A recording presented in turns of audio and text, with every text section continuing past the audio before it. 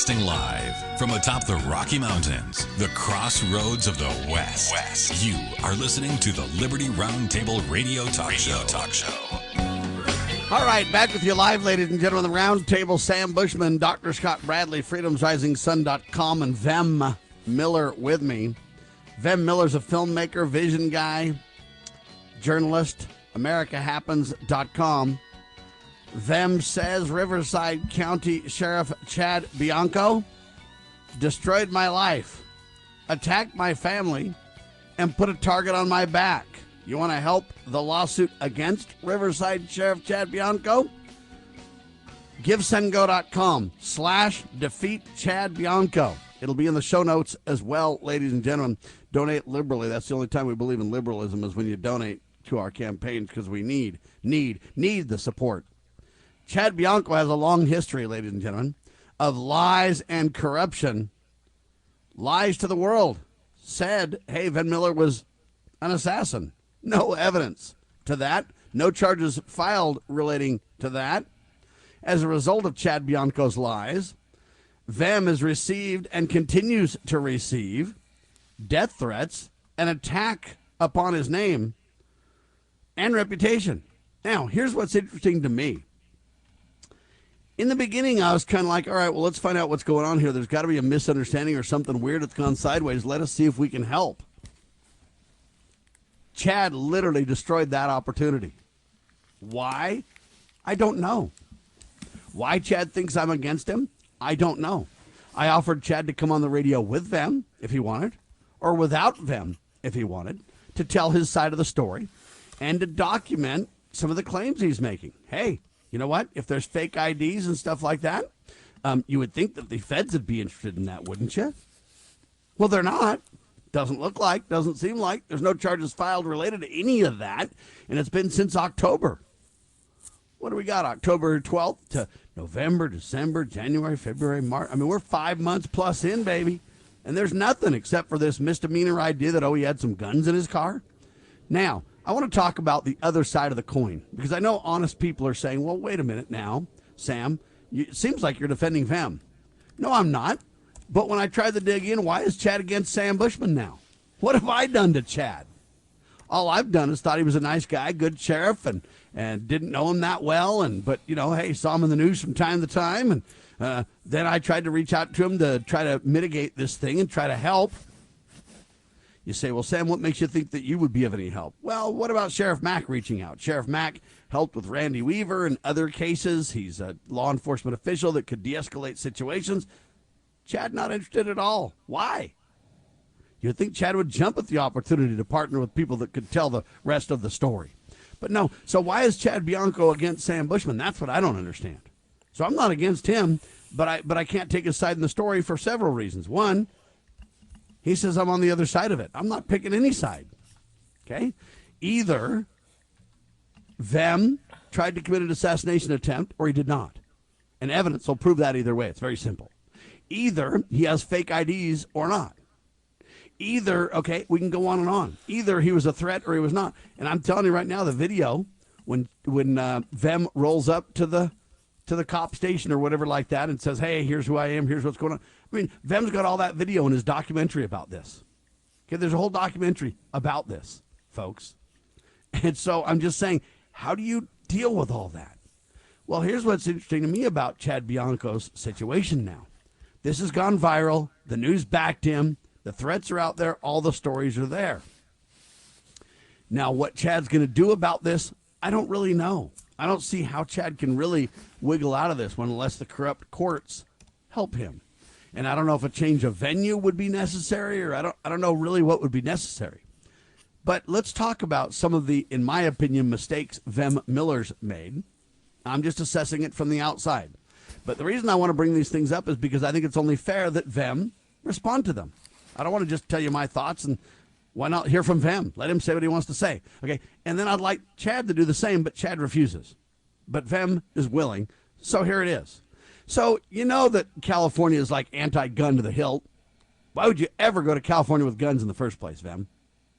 So the reason I was in California is because on October 5th, I got a tip about 150 semi-trucks and trailers that were transporting illegal election ballots starting in Tacoma, Washington at a port parking lot across California, New Mexico, Arizona, and Colorado.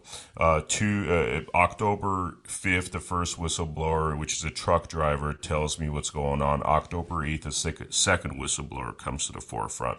And they tell me, they send me bills of landing. They send me names, pictures. We do an investigation involving voter fraud teams. Patrick Byrne actually wrote an article about this because he was behind the scenes helping out with this matter.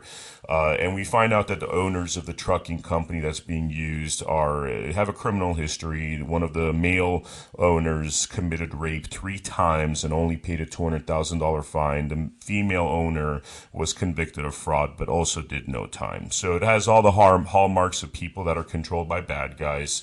So I drive, essentially I find out there's 2 truck stop locations in California, one in Northern California, one closer to Southern California, where these trucks are supposed to be congregating. So on the evening of October 8th, it was actually morning of October 9th, I drive to one of these locations and I have my firearms in the back of my SUV specifically because I'm going to be in a very dangerous location. And my goal there is to attain DOT numbers and other markings that are on these trucks so we could further this investigation. And so that's the reason why I had my guns. Then the morning of October 9th, I hear about this Coachella Trump rally. I called the head of the Clark County Republican Party, Jesse Law, asking him for some special entry tickets. And October 12th, I drive out to go to the rally. Now, what I need to make very clear, he gave you the tickets, though. Yeah, it came from the Trump campaign. And the reason I mentioned that he gave you the tickets is Vem, and this is the point that I want to drive home. Vem is a known entity, people. Don't act like Vem came from nowhere, like he crossed the border or something. Vem's been known by the Republican Party. He's ran for office. He's been known in circles, and that's why I started out the show first hour saying, look, I haven't been super friends with Vem because we're so busy, but I've known of him. I've seen him at places. He's been at plenty of places as that. He's known of me. I've known of him. So Vem's not unknown to this crowd, and that's one of the biggest mistakes Chad made, right? Yeah. And so when I go to the Coachella Trump rally, I just want to be very clear here. I never tried to enter a Trump rally with guns. That wasn't even on the map. So I am 1 mile away, 1 mile driving distance away where the private parking lot for the special entries are. Before I even go to the private parking lot entrance. So it was never that I drove up and then some dude asked me. On my own, own will, I drove up to a police officer, or a deputy, I should say, 20 yards from the entrance of the private parking lot. Okay, and the goal there was, I was like, all right, I'm going to tell this guy that I have firearms. I'm going to explain that I'm part of the Republican Party. I'm even going to offer for them to hold on to it, right? And I thought the worst case scenario was being told to make a U-turn, and then I would have to take this 4-hour kind of sucky ride back to home, not having gone to the Trump rally. Okay, so people have said, oh, you did foolish things. You tried to enter a rally. No, the parking lot, and I know this because I've gone to 20-something Trump rallies, the parking lot and the rally location are always 2 separate locations because of bomb threats. And people could bring explosives in their car and do a Timothy McVeigh style bombing. And we agree, justifiably so, right? Yeah, justifiably so. So I tell this deputy that, hey, I got a couple of firearms. And again, I'm 20 yards from the private parking lot entrance. I'm not even attempting to enter that parking lot, thinking this deputy will probably tell me, 50-50 shot. He'll either say, okay, just like in Nevada they do, which is, hey, park your car. Obviously don't, take your guns to the rally. And after I park my car, I would then have to walk 0.8 miles because driving, it was 1 mile to get to the rally entrance. When you walk and cut through the field, it was 0.8 miles. So I thought he'll tell me, either park your car and then, don't take your guns out and walk to the rally, or make a U-turn and go home. It wasn't even if thought that something this insane would have happened because it is so insane. Or maybe we basically put your guns somewhere and you get a ticket and it's kind of like holding your luggage at a hotel or something. Maybe due to the circumstances, they'll be like, hey, we know you're one of the leaders and okay, we're going to maybe something like that can be worked out. Who knows? Anyway, the reason I wanted people to understand that is because I want people to get it. it's not like you just rolled to the rally with guns. That's not really what happened, and that's why I wanted your, discussion point. Doctor, do you want to add to this? When you hear the story, you kind of go, okay, well, you know what? I might not have done that, but I get it, right? Could I say one other thing? Sorry to interrupt, of course, you, Doctor. Go ahead, and then Dr. Bradley. I just have to. So since then, while I was in Sacramento, one individual came up to me and said, "Hey, dude, I had guns in my car too, and I just didn't tell the police. I parked my car, I walked 0.8 miles to the rally, and then I walked back to my car and I went home." So there's individuals now that are going to be writing affidavits that they indeed had guns too, because one of the things that Chad Bianco kept saying is he was the only one that was foolish enough to try to bring guns to a Trump rally, obviously avoiding the specificity of the facts in order to use these kind of blanket terms to make me look bad. Doctor? Again, I think about Joe Friday in the old 1960s TV show. Just the facts, ma'am, just the facts. And it seems to me like the exposure of the facts is really important on this thing, and I would love to see full disclosure in a courtroom case, in a dispassionate kind of thing where people can say all of this stuff. I mean, honestly, Vem's biggest problem is his honesty, almost, it seems like, in this problem. Everything makes perfect sense. Well, that's right. If he had not said anything, he probably wouldn't have even had any issues, right? No, he wouldn't. And honestly, but he was trying to be candid and transparent and honorable and everything else, and wow. And I have been in scenarios with the exact outcomes he's just described, and without going into a lot of details, at one point I was entering a military base. I had firearms in the car, as I generally do, and they were not accessible, and they asked me if I had a sure. Well, suddenly it's a federal case, and all of the M16s and everything come out. And there was a major that ended up intervening finally after I'd been detained after a while. Other times, I've just declined to even participate. I mean, I got invited to a George Bush event at one point, and I said, I'm not even going to go to the event because I'm not going to leave my guns outside. And so I don't want to have a deal, so I'm just not even going to participate. It is just the nature of the beast today. And Vem got caught because of his honesty, but when he's able to explain, his intentions, his circumstances, and all of the surrounding issues, it's kind of like, okay, that makes perfect sense. Great. Now, let me ask you a question, Tim. Did they give you the chance to sit down and explain all this like I'm doing? No, they didn't even ask me any questions, and people keep asking me that question because they're like, why don't you just tell them? Well, I was thrown in the back of an SUV. It was 110 degrees. I passed out 3 times in the back of that SUV. I was put in a situation which was like horrible. It wasn't my job to think what the cops' jobs are, right? I thought eventually they're going to ask me some questions. They did not ask me a single question. They just jumped to their preordained conclusion. I mean, this was clear to me now that Chad Bianco, and by the way, the one thing we haven't talked about, and I know we're running out of time, is the multiple other times he's done this sort of thing, that where he will endanger lives, he will lie in order to get media attention. So it's very clear that Chad Bianco had an agenda, and investigating, inquiring was not a part of that agenda. Did you get handcuffed? Yeah, I got handcuffed. Did you get arrested? Yeah, I mean, they threw me. So after detaining me, and I didn't even know the distinction between those two things clearly was, they handcuffed me first. Then they read me my Miranda rights about 2 hours later. First took me to a holding cell, then took me to jail out there. At the end of the night, I was given a citation, 1:30 a.m. on October 13.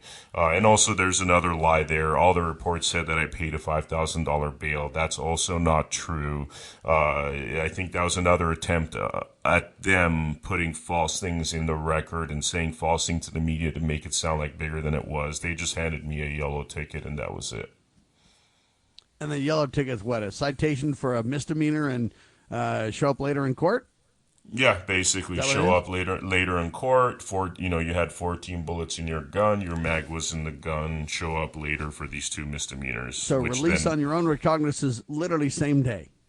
yeah, I mean at 1:30 a.m., which would be the next Well, morning, okay. I guess. Yeah, Okay. Within 24 hours, let's say that. like within. I spent about 5 hours in jail. Okay. How did everybody else treat you? Is everybody going along with Chad on this? Is there a Stonewall, or are there a few people that are willing to whistleblow and say, hold on now? Now, remember, Any break in the wall, if you will? Remember, our megaphone is basically grassroots and social media. I would say 98% of people, or 90% of people that are actually seeing this, other than Riverside people. Riverside people just refused, and that's why we're trying to remove the case out of Riverside into LA, because we would get a heavily biased jury over there, right? Because then also they're not going to want to pay out of their own pockets whatever award this is, so we're never going to get a good jury there, right? But other than Riverside people, most people that see the evidence basically side on how you interpret the evidence, right? But our megaphone's not that big, He's on Fox News all the time. He's got PR people. He's got millions of dollars behind his campaign. And by the way, he's also using public funds for his campaign. So he has this like multi-billion-dollar apparatus for him to basically say whatever he wants to. We have just the grassroots. So we also need to mention a lot of these high-profile people like this, when you get to that kind of level in big cities and big positions and everything else. And Dr. Bradley, you might want to respond to this first, and then we'll have Vem respond to it. Oftentimes they have fixers. Fixers. Well, yeah, they got people to scrub the the story. They make it look sanitized. They have they spray lavender sprays and serve it on a silver platter or whatever, and make it. They try and discount the gritty truth, if you will. And so there's probably people that are spinning this wherever they can, and like you talk about the Riverside people, perhaps are so closely associated. I mean, obviously he's been elected to sheriff. By the way, interestingly, Sam, he was born in 1967 in Utah, and when he was 22, he moved to California, and that's when he got on the sheriff stuff. Yeah. So he does have Utah connections. He's basically my age, exactly, pretty much. I was born in so he's 67 got also. Utah connections, and so it'd be interesting to see what some of that background story might be too. But that's maybe neither here nor there at this point. But it sounds like to me, again, I keep saying, Vem, this thing needs to be pursued through the system. I applaud the idea of getting the venue moved a little bit for their, the plausible problems that could happen with anybody that was going to hear the case. But, again, just the facts, ma'am, those things need to be exposed, and whatever can happen to allow that to be, run down that path, I think you need to pursue that, and it sounds like you probably are. Amen. Yeah. And a real issue is this, how do you raise the money to take on the big sheriff at this point? That guy's got plenty of cash using all kinds of weird funds for that. Somebody ought to follow the money on that. But if you're a Vem, how do you fight this kind of thing? It's going to take a chunk of change, right, Vem? Yeah, totally. We have a Give, Send, Go set up, which is here.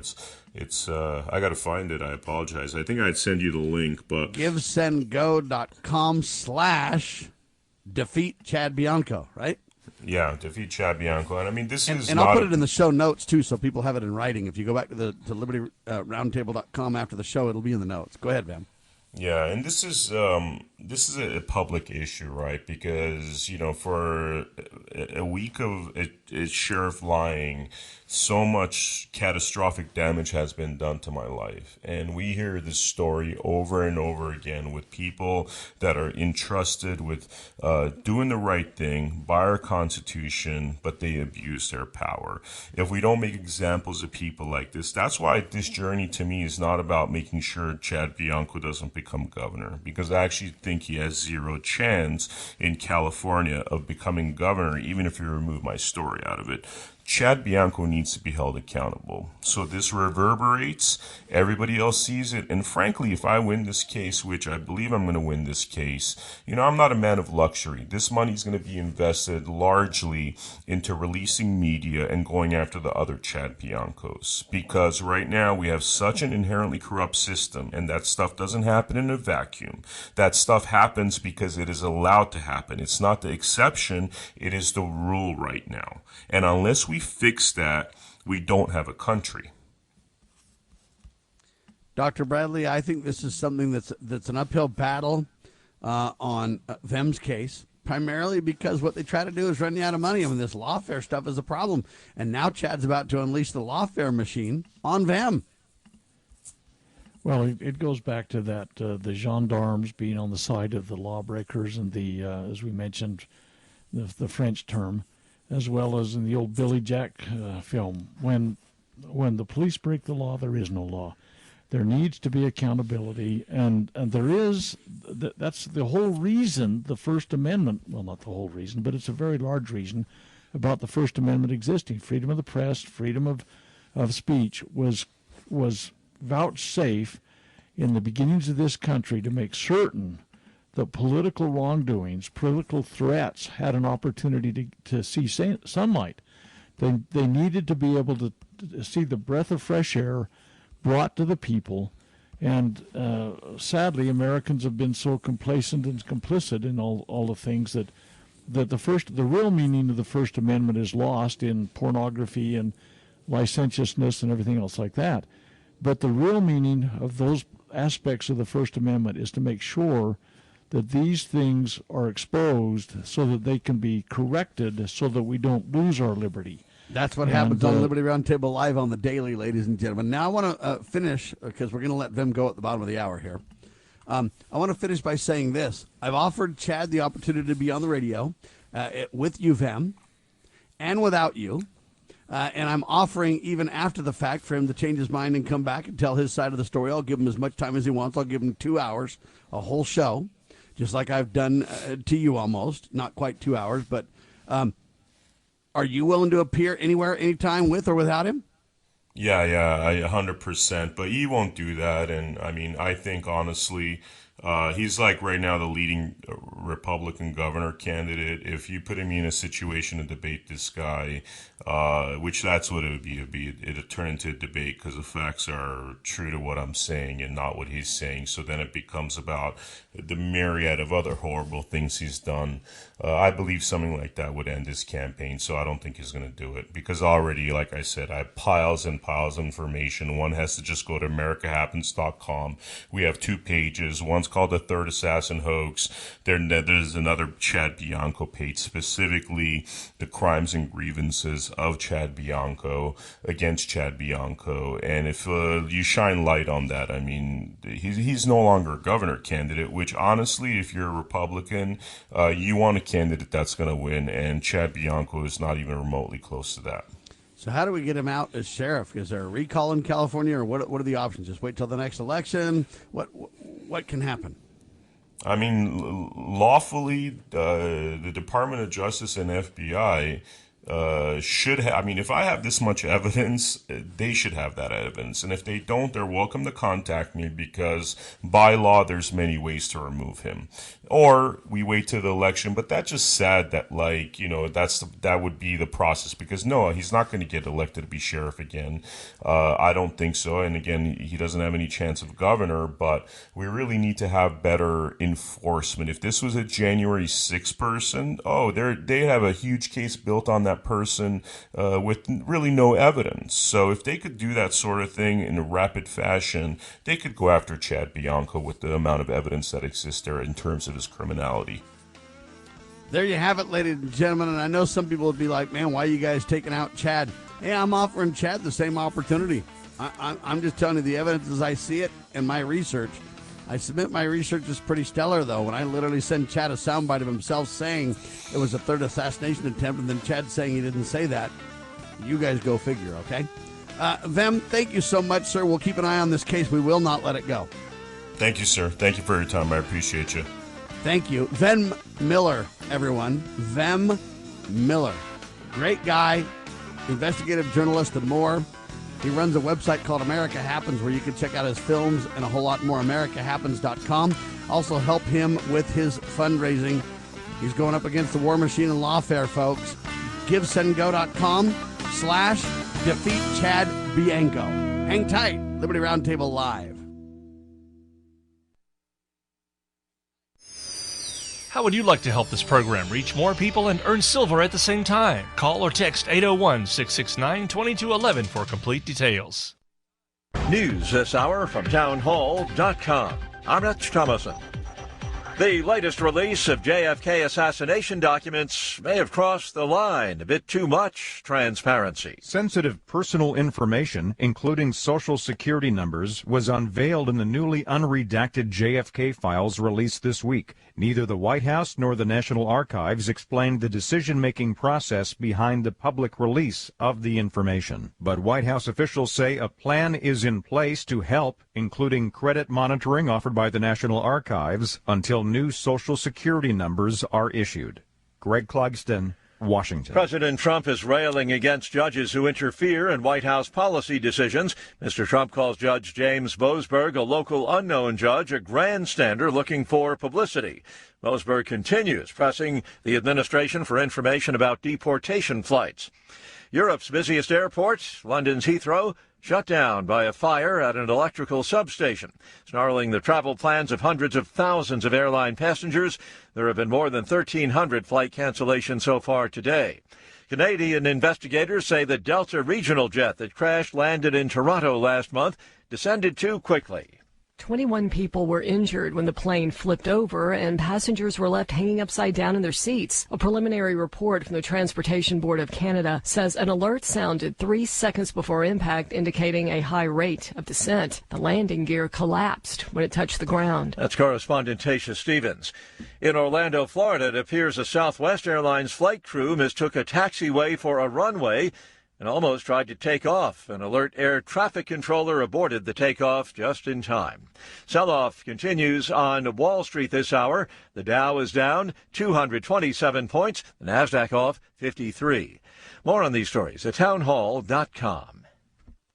3 years ago, I wrapped up a run of Annie playing Daddy Warbucks with the South Carolina Children's Theater. I was about 50 pounds overweight, tired, sick, fed up with the way I felt. Hi, it's Mike Gallagher. I had to do something. I scheduled my weight loss consultation with PhD Weight Loss and Nutrition. And as they say, the rest is history. Just a few months, I lost over 50 pounds. I took control of my health. 3 years later, I've kept the weight off and I feel better than ever. If you are where I was, do what I did. Call PhD Weight Loss and Nutrition. It'll change your life. It's fast, it's simple.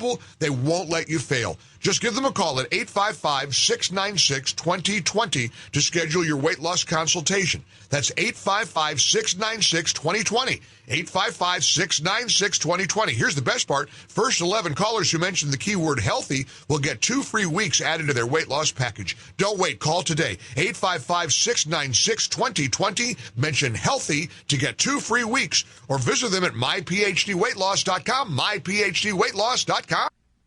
Attention collectors and savvy investors. We are excited to announce a momentous evolution in our journey. Introducing Free Water Coin Company, formerly known as Rust Coin and Gift. This rebranding takes us back to the very roots of where it all began. Free Water, Oregon. It's a tribute to the legacy of Al Rust and a celebration of 3 generations of dedication to excellence in the world of coins and precious gifts. Al, Brian, and Jake Rust standing strong through 64 years of service. Discover a world of exceptional service at Free Water Coin Company, your premier destination for genuine, honest money and precious gifts. Under Brian's expert guidance, Free Water Coin Company, building on the legacy of Rust Coin and Gift, continues its tradition of trust and excellence. Visit us at our Provo, Utah location. Explore our treasures online at freewatercoinco.com or call us at 801-377-1574. Free Water Coin Company, where your future is built one honest coin at a time.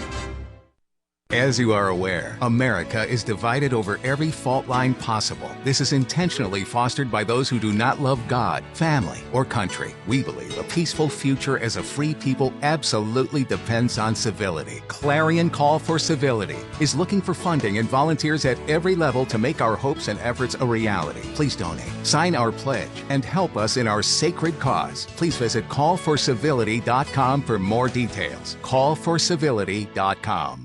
Bypass the mainstream narrative with Liberty News Radio at libertynewsradio.com. Engage with charismatic hosts live or on demand. We cover the crucial news focused on God, family, and country.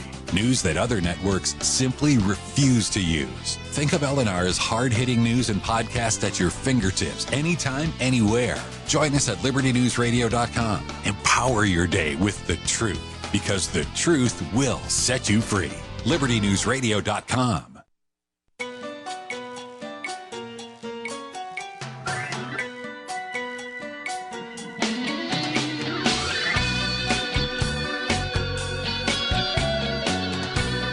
Broadcasting live from atop the Rocky Mountains, the crossroads of the West. You are listening to the Liberty Roundtable Radio Talk Show. All right, back with you live, ladies and gentlemen. It's Dr. Scott Bradley, freedomsrisingsun.com. That's freedomsrisingsun.com, and yours truly on your radio. Vem Miller was with us. My last statement on the Vem Miller situation for this show is this. Our invitation at our expense for Sheriff Chad to join us on the radio with or without them or Mr. Miller is still stands. So there you have it. I'm still offering at my expense to go ahead and let him have his say on this thing. I will not barbecue him. I'll be very fair, very kind, appropriate to the sheriff. I'll let him make his points. I will ask some very poignant questions as I asked of them. And I think, hey, we just drill into that thing and let the sheriff set the record straight. I'm all open and willing to do that. But the sheriff so far is unwilling. All right. One thing Vem said during the show is, hey, we've got a very limited, reach compared to the sheriff. And I think that's true. But I think it's changing fast, way fast. And I'm delighted, by the way. As I've mentioned, the new media is indeed taking center stage, ladies and gentlemen. And we've got more evidence to prove the point. Headline says, podcasting, the new mainstream. And this comes from a group called Podcast Business Journal. Podnews.net is where the details come from. It's a very, very interesting press release they've released, Doctor. What do you think? You want to break that down for us?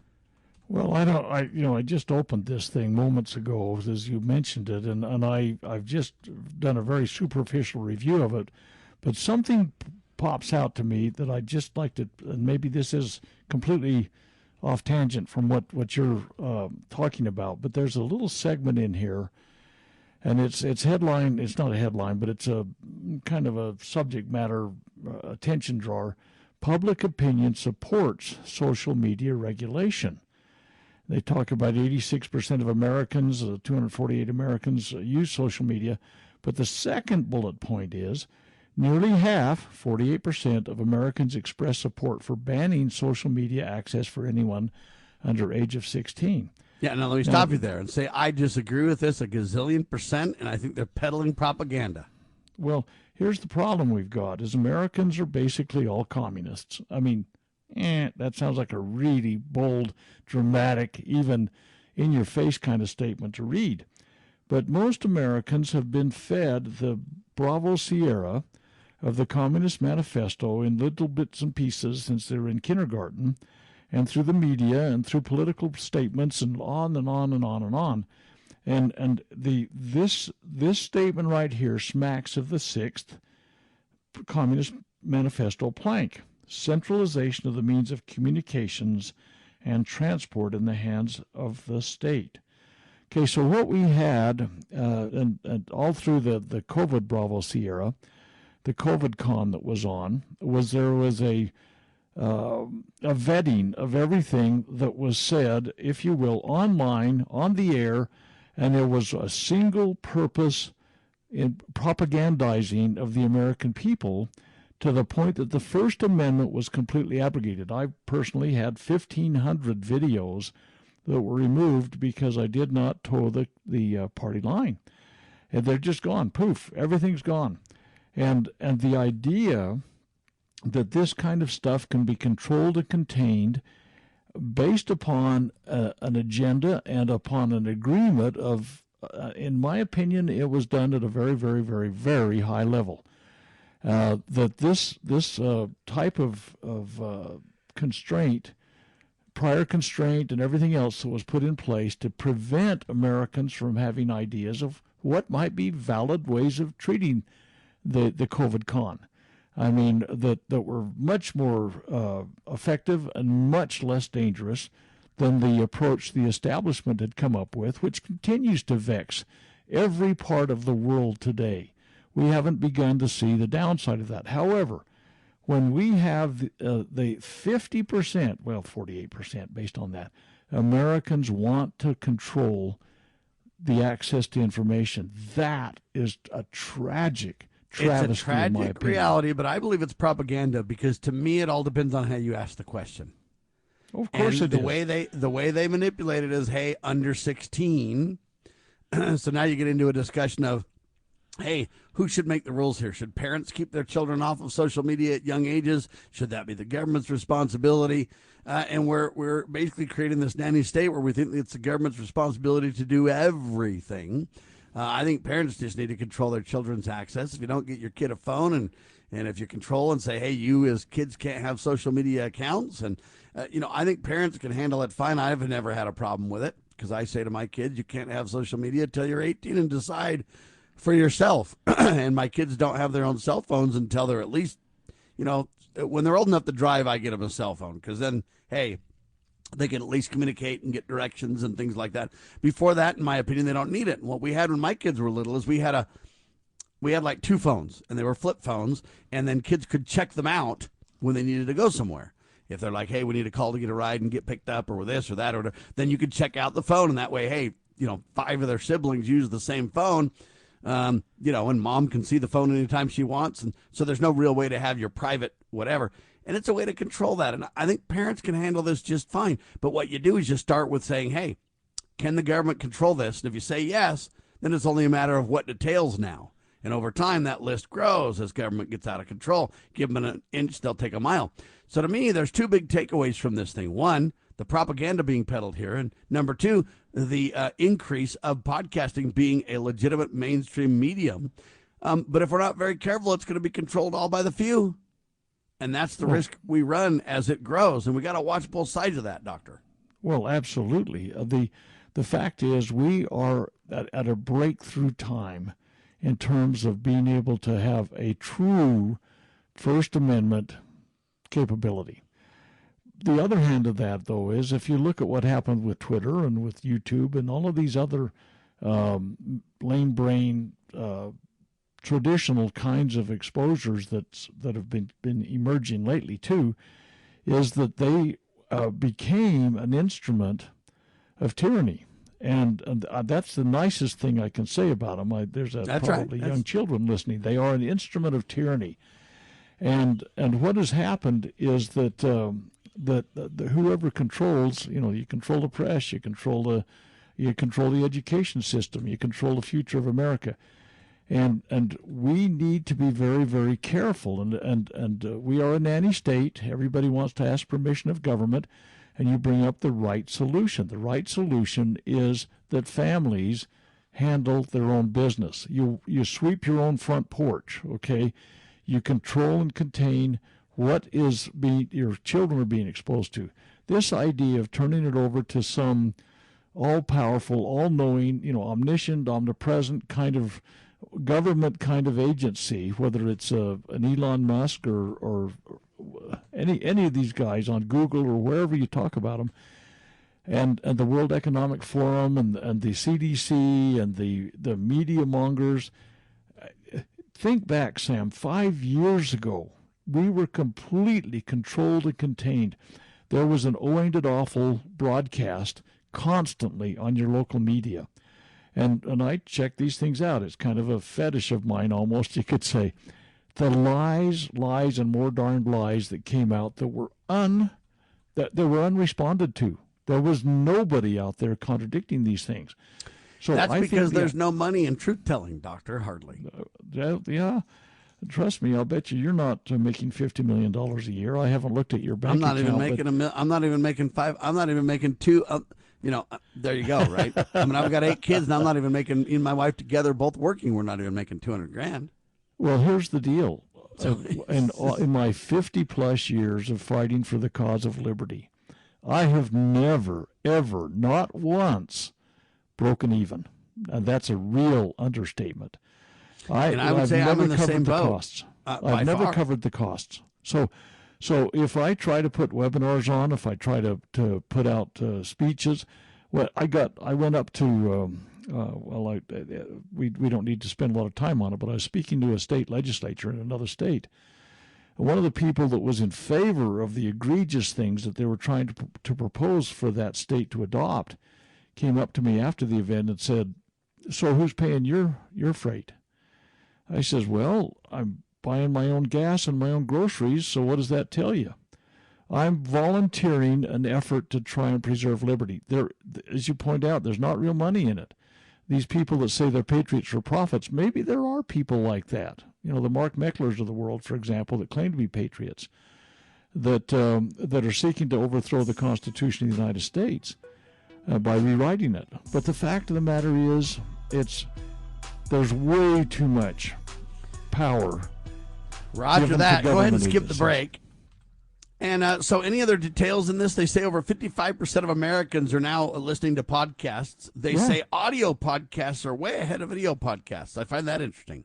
Well, that's because you can listen while you drive or while you take a hike or a walk or whatever. You don't want to have your eyes riveted on some screen somewhere. But yeah, this is a hopeful thing. But I've got to caution people that everything you see and hear on the internet is not God's truth. and that sounds almost blasphemous to say, but it's absolutely correct. We get so much Bravo Sierra that's fed to us.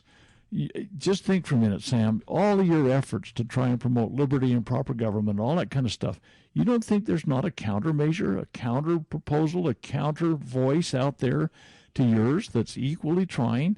And there's more than that. That's for sure. I'm the underdog in this deal, baby.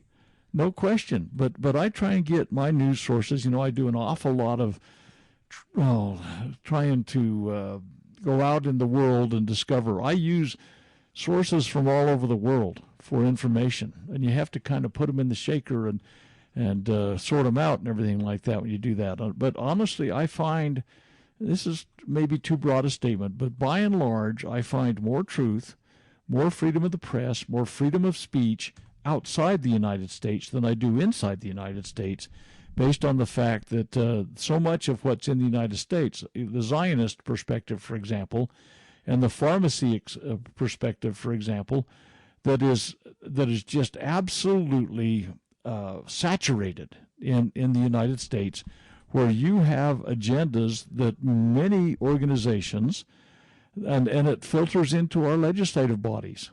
When their legislature creates law, the culture kind of directs ultimately where the law goes. And our culture is being saturated by very improper concepts that, like this idea that, oh man, half of us think we got to control freedom of speech. That's what that boils down to. And it's like, no. And have people say that, if we have an emergency about, let's declare an emergency about too many firearms. Okay, so now we can control firearms. Oh, how about going out and go to church? Oh yeah, because of a virus. Or going to the grocery store. We have been indoctrinated so thoroughly, and I applaud and I cheer and I'm hopeful with this idea of the social media stuff and the podcasts and everything like that. But so much of it is counterproductive to what will preserve the nation. This is kind of maybe a leap on my part, but I really believe we can save this nation if we'll begin to train our children in history again. The history of the United States based upon that which goes back to the original sources. And there's movements to not even teach history at all in school. Civics, forget it. And I've told you, Sam, about 20 years ago, I was contacted. The Utah legislature was going to have a bill about what principles need to be taught in Utah civics before you graduate from high school. What do they need to digest? Oh, man, I was excited about that. So I put together, I don't remember, it wasn't that many, maybe 30 points, because, you can't take too big a bite, you choke. They could not get 1 point of that passed. That point being the discussion. This was the first one. We are a republic, not a democracy. You could not get that through the Utah legislature, even though you can read it very plainly in all of the founders' words, and specifically in the Constitution and any of the constitutions of any of the states. Not one of them calls us a democracy or claims to be. But the Utah legislators choked on that 1 point. And so our culture has directed us into falsehood, even where we're creating law. And so anyway. To your point about the legislative bodies, so as you know, I've started to do short videos, ladies and gentlemen. And these short videos are, in my opinion, pretty good. If you go to libertyroundtable.com or lovingliberty.net, you can check them out. On Liberty Roundtable, if you just look at all the different content, you'll see the videos mixed with the talk shows. So it just depends on whatever my latest release is gets put to the top. But there's a button you can click on that says videos. And when you click on that button, then you get a list of videos. And I want to play one of the videos because I think it directly relates to Dr. Scott Bradley's point. LRT short video, Mike Johnson is a dishonest clown as Speaker of the House, and it's got to stop. So I want you to listen to this video, and then you can respond, Dr. Bradley. And I know it's only audio, but audio is king, folks. The podcast statistics show it. So I've found that long-form radio audio is best. Short-form videos do pretty well because they drive content to your long-form. They quickly encapsulate something. So here's this video about Mike Johnson, then Dr. Bradley's response. Mike Johnson is a dishonest clown as Speaker of the House, and it's got to stop. Happy to have you along, my fellow Americans. I'm Sam Bushman with another Liberty Roundtable Live short video brought to you by freedomsrisingsun.com. Check out the weekly webinars, Q&As on the Constitution from Dr. Scott Bradley, and check out his incredible To Preserve the Nation collegiate series, available at freedomsrisingsun.com.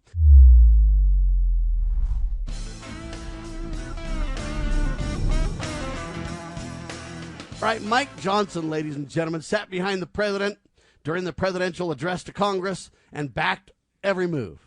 Mike Johnson emails me over and over and over and tells you how incredible Donald Trump is. Please send Mike Johnson money. Sounds like a preacher almost. It's disaster. They tell you that you need to send your money to God, and they give you their address, don't they? It's a clown show. It's dangerous. It's problematic, and shame on Mike Johnson. Mike Johnson unveils funding bill literally 1 week before potential shutdown this weekend. Failed clown leadership is what I'm calling about it. Unveiled a measure to fund government through September the 30th. A 99-page legislative piece, I guess, is going to increase funding to the military by $6 billion, among other things. Raise the debt ceiling, just out of control. Mike Johnson every time has backed, voted for, and led Congress as Speaker to spend this money. Now he acts like it's the most horrible thing in the world. But he turns around and passes a continuing resolution at the end of 2024. Now he does it at the start of 2025, and he's going to do it again as long as you let him. Shut down government, ladies and gentlemen. Tell Congress to pass single-item bills. And every item must pass legislative constitutional muster. When it does, fund it. When it doesn't, reject it. And open up government one piece at a time constitutionally and be transparent about what you're letting people vote on. Up and down votes on single-issue bills. Be transparent to Congress. Be transparent to the people. The sooner, the better. Otherwise, it's just a big clown show. We pretend verbally that we support decreasing spending, but every vote we deliver proves it's a farce. It's a sham. We need to reject Speaker Mike Johnson. We need to follow Doge and really, truly decrease expenditures, and we need to have accountability. And you start with transparency, and then you prosecute those who are criminals and who are spending money without congressional approval or direction. If you've got money in a big old kitty, a big old slush fund, and you spend it for things Congress did not approve, you should absolutely go to jail. Go look at your Constitution. The House controls the purse strings. And Mike Johnson and clowns following him have sadly failed. Our prayers are that we can change the game while Trump's still in office. I'm Sam Bushman, and that's another Liberty Roundtable Live short video. God save the Republic. All right, there you have it, Dr. Bradley. Your quick response, then one final quick story before the end of the hour. Good grief, we only got 5 minutes. Yeah, that guy sounds just like you. Can you imagine? No, the facts because of the video editors, he's better than me. Oh, yes, he really. Anyway, no, the facts that you speak there are absolutely essential that Americans begin to understand again. They really are required to pass at least 12 budgets. Okay, they break them in. You wanted single item budgets, and that would be wonderful, but 12 is what they're supposed to do. And they won't do that. And so there has been nothing to this point. All the DOJ findings are smoke and mirrors because the legislative has not taken them and passed them legally. Article 1, Section 7 about how you make a law. Article 1, Section 9, Clause 7 says the only thing you can spend is what's legally authorized to be spent. They have not changed anything. Everything that DOJ has come up with, if there's billions or trillions, it doesn't matter because at this point there has not been a legislative enactment that corrects those things. So yes, the legislature really is complicit and compliant in all of the things that they're trying to pour our taxpayer dollars out the window, and our legislature is responsible to fix this. And so far they have not. All they've done is kick the can down the road to September 30th. Yeah, so here's the proof in your point about DOJ, and I appreciate DOJ exposing things. Now we need Congress to back the play here to get it done. But here's what DOJ did. DOJ emailed me, and they said, Sam, we want you to take a survey. And so my headline is this: Clown question from DOJ. Here's what they asked me. Sam, should Trump go after the BATF? Are you kidding me right now? At this stage in the game, you're going to ask me if they should go after it? No, you shouldn't go after it. You should absolutely shut down and prosecute. Don't just go after. Shut it down and prosecute because it has no constitutional authority. It's judge, jury, and executioner. It's criminal all the way through. The BATF is a sham. You're literally going to email me and say, hey, we got a questionnaire for you. Should we go after DOJ? It's a clown question at this point, Doctor. Well, actually, these are fundraising messages to you, and people get this reaction. They say, oh, my goodness, yes, let me send you money. We're going to help with this. No, it is simply it's a sham and a scam to get money sent into them, and a lot of people fall for it. I mean, it's kind of like change you can believe in, the old Obama slogan. Everybody reads it the way they want. The only change I believe in is called repentance, Doctor. Yeah. Yeah. So what's your other issue? I know we're getting short on time. Oh, that's the DOJ one. Because DOJ is literally asking me questions like this. Like, do they need a poll to find out what they need to do? Look, the Education Department. Donald Trump signed a big bill or signed a big old, executive order to shut down the Education Department. You know what? I commend Donald Trump for trying to say that he's aboard. Send me legislation, I'll sign it. But until Congress doubles down, it's worthless. It means nothing. Won't happen.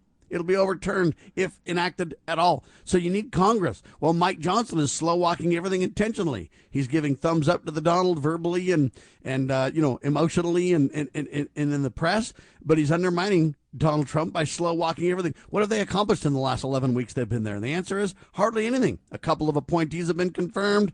They got that Lincoln Riley Act done. They've spent a ton of money and haven't decreased a penny. They'll, pass the big omnibus spending bill. They'll work on DOJ savings later, says Mike Johnson. I mean, they're literally undermining everything the president's trying to accomplish. Now, that doesn't mean Donald's perfect. I'm just saying he's been trying on a lot of fronts. And without Congress, though, it's DOA, sir.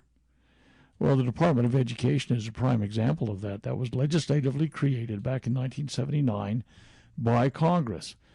So it's got to be legislatively shut down. It stands to logic, right? Everything that Trump is trying to do on that thing, and he's putting Linda McMahon saying they want to shrink it, and they're probably half the staff they've got. But honestly, this is a very big web that we've become entangled in. and all of the fear-mongering that's going on. This is going to be a hard-fought battle because of education, again, the 10th point of the Communist And I don't even know at Manifesto. this point if Trump is truly trying to do this, or if they know it's a sham, or if he's really trying and Congress is just undermining him. And I mean, it's hard to know who's who as well. Yeah, it is. But this is going to take a battle in the trenches, and it ain't over yet. And we're going to have to watch this very carefully. Y'all better demand your members of Congress double down and jettison and shut down the Department of Education, or every next election they go bye-bye. Until Americans get that serious, ain't going to change, people. The only kind of change I support is repentance. We the people need to repent and turn to God Almighty. And the sooner we do that and embrace God, family, and country and the protection of life, liberty, and property, using the supreme law of the land as our way back to preserve the nation, in other words, that's the only way forward, if you will. FreedomsRisingSun.com, LovingLiberty.net. God save the Republic.